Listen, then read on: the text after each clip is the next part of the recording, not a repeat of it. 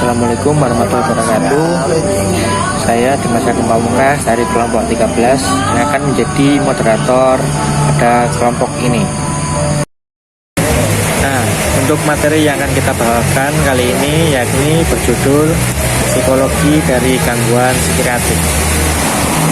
Saya akan menjelaskan materi tentang skizofrenia. Skizofrenia merupakan gangguan mental yang sangat berat.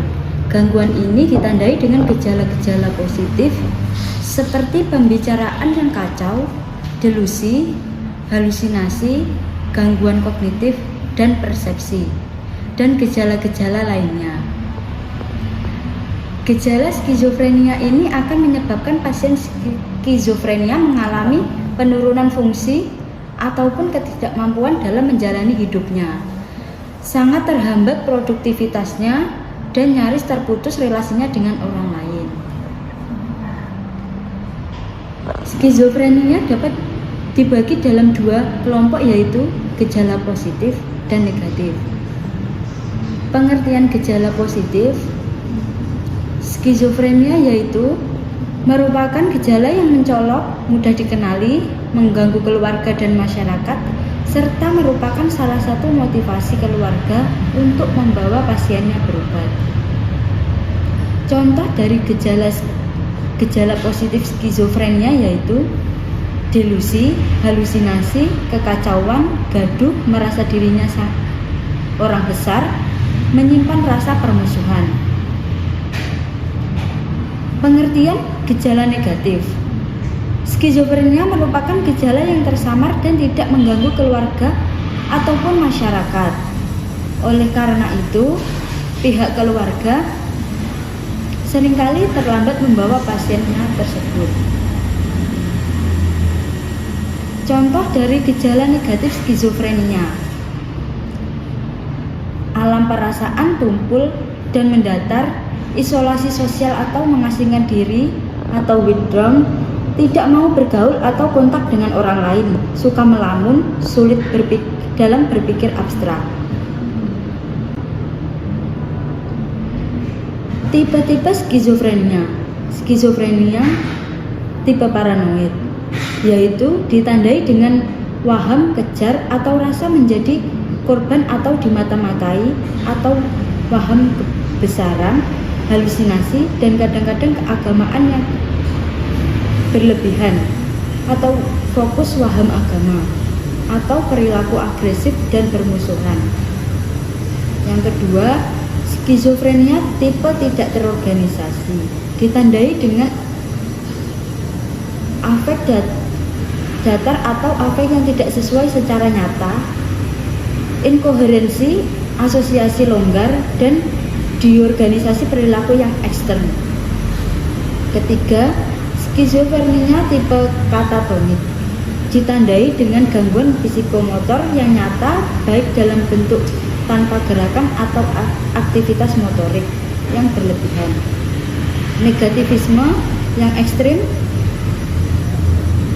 mutisme, gerakan volunteer yang aneh, skolalia atau ekopraksia, imobilitas motorik. Dapat terlihat berupa katalepsi, fleksibilitas secara atau stupor. Aktivitas motorik yang berlebihan terlihat tanpa tujuan dan tidak dipengaruhi oleh stimulus eksternal. Keempat yaitu skizofrenia tipe tidak dapat dibedakan, ditandai dengan gejala-gejala skizofrenia campuran atau tipe lain, disertai gangguan pikiran, afek, dan perilaku. Yang kelima, tipe skizofrenia residual, ditandai dengan setidaknya satu episode skizofrenia sebelumnya, tetapi saat ini tidak psikotik, menarik diri dari masyarakat, afek datar, serta asosiasi longgar. Nah, selanjutnya yaitu biopsikologi depresi dan mania. Depresi dan mania adalah dua kondisi mental yang sering dikaitkan dengan gangguan bipolar. Gangguan ini dapat membuat pengidapnya berubah suasana hati secara drastis, seperti awalnya gembira, lalu depresi seketika. Nah, berikutnya adalah penjelasan singkat tentang masing-masing kondisi. Depresi adalah kondisi mental yang ditandai dengan perasaan sedih yang berkepanjangan, kehilangan minat pada aktivitas yang sebelumnya dinikmati, penurunan energi, perubahan pola tidur dan makan, perasaan tidak berdaya atau putus asa, kesulitan berkonsentrasi, dan seringkali pemikiran atau tindakan bunuh diri. Mania adalah kondisi mental yang ditandai dengan perasaan sangat bahagia, euforia, meningkatnya energi, kurang tidur, keinginan untuk berbicara atau berbicara dengan cepat, perilaku impulsif atau tidak terkendali, dan kepercayaan yang tidak realistis dalam kemampuan atau prestasi seseorang. Kemudian poin C yakni biopsikologi gangguan kecemasan. Kecemasan atau anxiety adalah suatu keadaan aprehensi atau keadaan khawatir yang mengeluhkan bahwa sesuatu hal yang buruk akan terjadi. Hal ini sangat normal sebenarnya, tapi akan menjadi abnormal ketika kita memiliki rasa atau pada fase khawatir yang berlebihan. Kemudian apa sih ciri-ciri kecemasan? Ciri-ciri kecemasan secara fisik antara lain seperti gelisah atau kegugupan, kemudian banyak berkeringat dan sulit berbicara. Kemudian ciri-ciri behavioral atau perilaku kecemasan. Yang pertama adanya perilaku menghindar, kemudian perilaku melekat dan dependen, lalu ke perilaku terguncang. Ciri-ciri kognitif dan kecemasan antara lain seperti khawatir tentang suatu hal, kemudian atau merasa terancam oleh orang atau suatu peristiwa, gitu. Kemudian tipe-tipe gangguan kecemasan. Yang pertama ada gangguan panik. Hal ini biasanya terjadi serangan panik yang berulang-ulang dan tidak terduga, menyebabkan jantung berdebar, nafas tersengal, bahkan bisa sampai menyebabkan kesulitan untuk bernafas.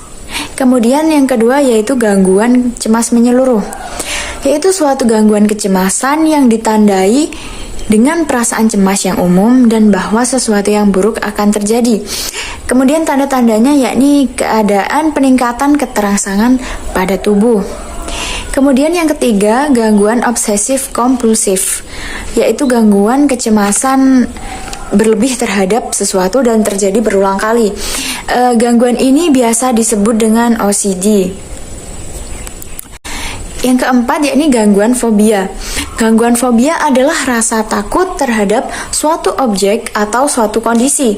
Biasanya fobia ini banyak orang yang mengalami fobia ini, salah satunya adalah fobia ketinggian. Lalu ada lagi namanya adalah talasophobia, itu takut dengan hal-hal yang luas seperti lautan, seperti itu. Kemudian yang kelima yakni gangguan stres akut. Gangguan stres akut adalah suatu reaksi seseorang ketika mengalami trauma yang sangat berat dalam hidupnya. Tapi di setiap individu memiliki tingkatan stres yang berbeda-beda, tingkatan stres akut yang berbeda-beda. Kemudian poin D yakni biopsikologi ketergantungan obat-obatan terlarang. Ketergantungan obat terlarang itu seperti apa sih?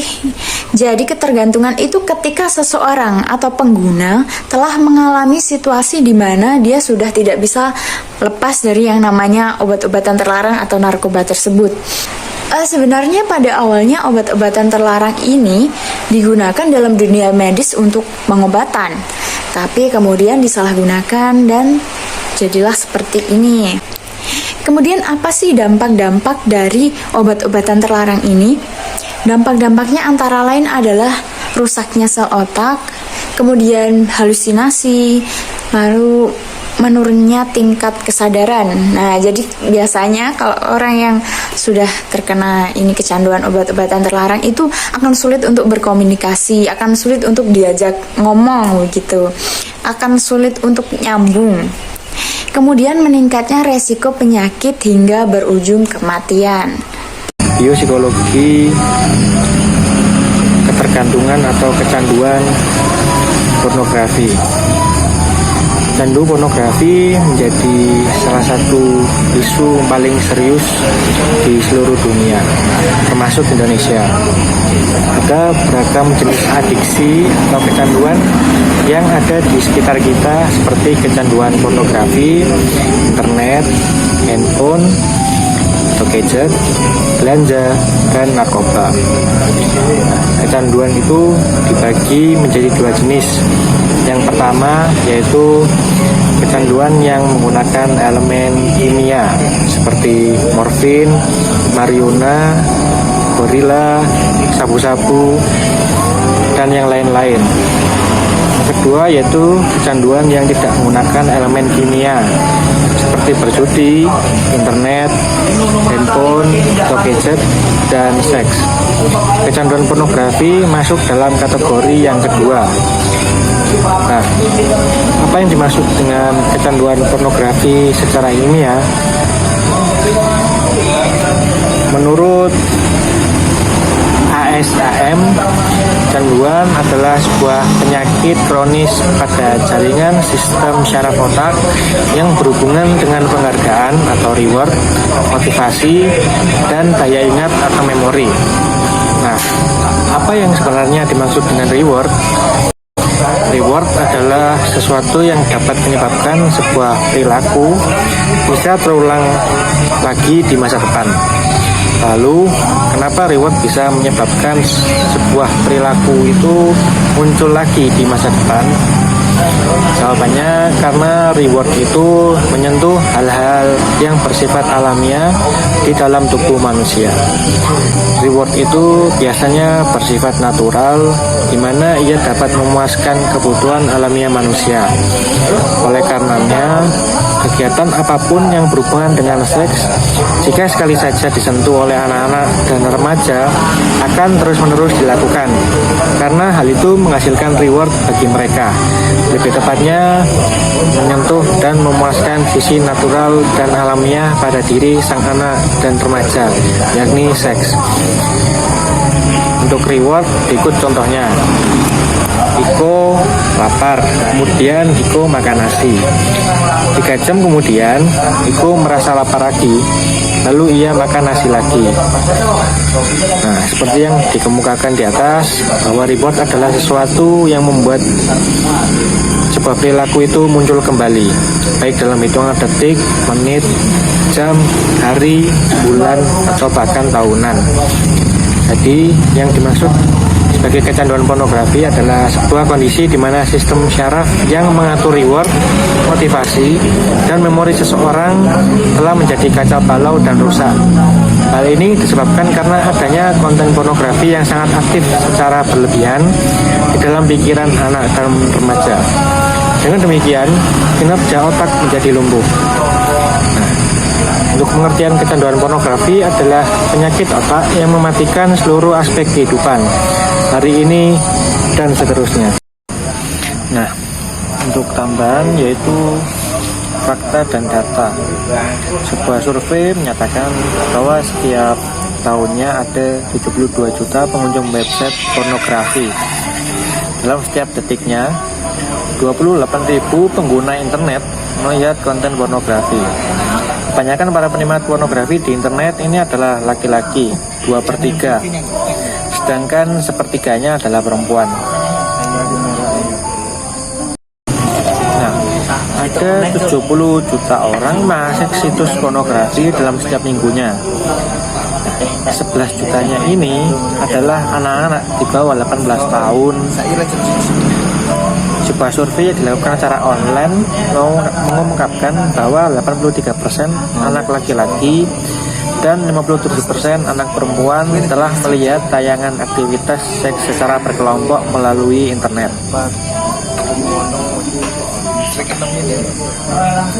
67% remaja menghapus kegiatan online mereka, seperti menghapus browser history, agar orang tua mereka tidak bisa melihat ataupun melacak apa yang telah para remaja ini buka melalui browser internet mereka. Penelitian mengemukakan bahwa 81% remaja usianya sekitar 14-16 tahun itu mengakses tayangan-tayangan pornografi dari dalam rumah mereka.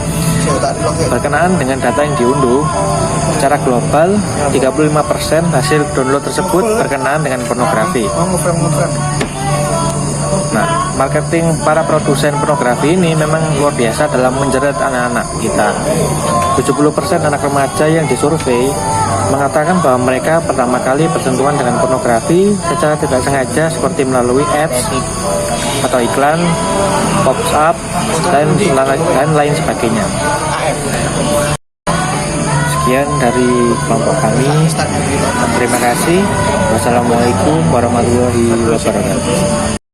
Nah, tambahan untuk yang tadi ASAM itu yaitu panjangan dari American Society of Addiction Medicine.